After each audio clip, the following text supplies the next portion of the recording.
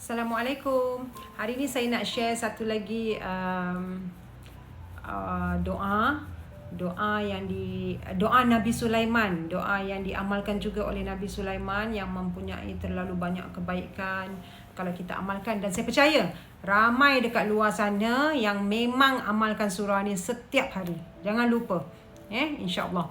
Bismillahirrahmanirrahim. Innahu min Sulaiman wa innahu bismillahirrahmanirrahim. Banyak kebaikan daripada surah doa ini.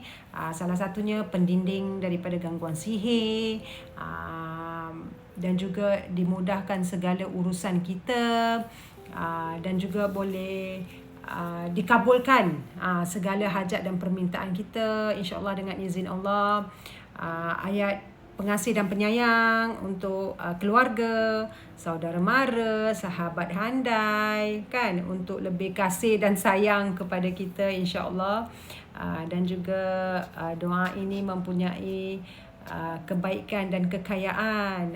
Kekayaan bukan semestinya daripada wang ringgit, kekayaan daripada kesihatan, itu yang paling utama, kaya dengan sihat.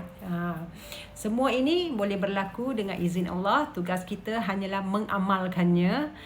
Jangan lupakan nak tahu dengan lebih lanjut apa uniknya tentang doa Nabi Sulaiman ni, innahu min Sulaiman wa innahu bismillahirrahmanirrahim. Boleh Google tengok apa dia punya intipati yang lebih mendalam tentang kisah doa ini. InsyaAllah. Selamat beramal.